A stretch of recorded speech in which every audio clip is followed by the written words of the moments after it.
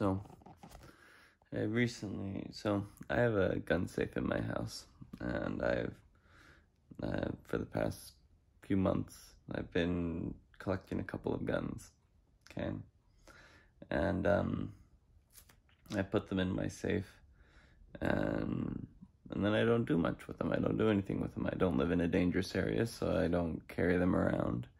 I don't, occasionally I'll go out and shoot with them for fun, but they just essentially just sit in the safe, right?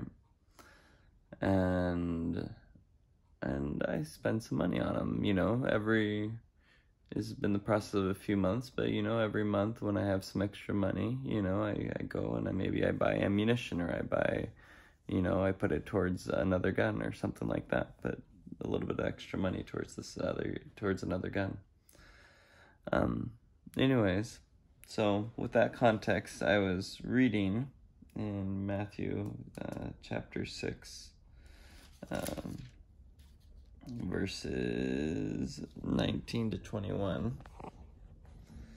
It says, "Lay not up for yourselves treasures upon the earth, where moth and rust doth corrupt, and where thieves break through and steal. But lay up for yourselves treasures in heaven, where neither moth nor rust doth corrupt, and where thieves do not break through nor steal. For where your treasure is, there will your heart be also." And I read that, and I thought to myself, I am literally laying up treasures on earth, right? I'm literally putting stuff in a safe, spending my money on it, when other people could use the money, right? And so I thought, well, if I were to lay up treasures in heaven with the same amount of budget that I'm using for guns, for my gun collection, what would I spend that on? Would I give it to immigration? Would I give it to refugees? Send it to some sort of organization that I care about? Would I and there's lots of organizations that I care about that I think would be good. I could just send something every month, to them. Or I could give $100 more to the church, right?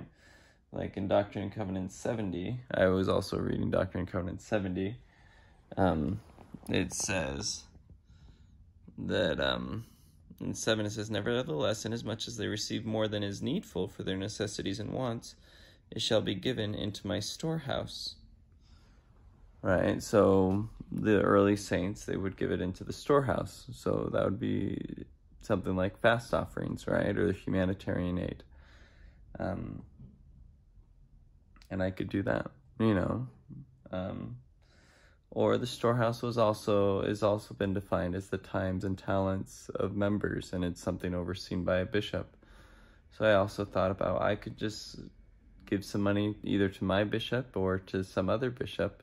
I can look up bishop's contact information for anywhere in the world, really, or clergy's contact information, and I could say, hey, here's $100. I trust you to give it to someone I trust you to give it to someone that needs it, and they might need it, so giving it to the storehouse could mean one of those things, right? I also, as I've been reading in Matthew 6, there's lots to say about this. I thought, well, would it be better? So my dad, he saves up money.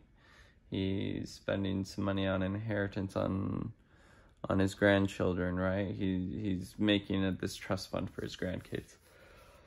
And he's also given us money and his children money in various ways. And so I thought to myself, well, should I save it up, put it into a special account, save it? That's probably the most financially prudent thing to do, right? If I'm looking for financial prudence. And I was thinking about that, and then I read in Matthew 6:34, "Take therefore no thought for the morrow shall take thought of the things of itself. Sufficient unto the day is the evil thereof." And to me, and it can be interpreted lots of different ways in different moments, but in this moment, to me, that meant, no, I should do something now for some charitable cause that I care about, for something. And I'm not going to tell you what I'm planning on doing and what I will do, because also in Matthew 6 it says, don't let your right hand know what your left hand does.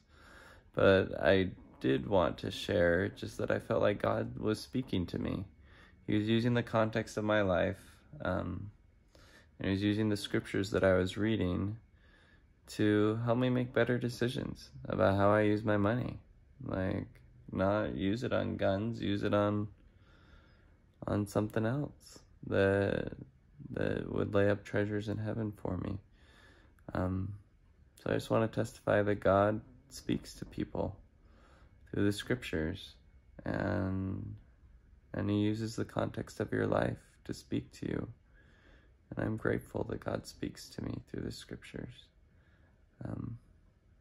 Yeah.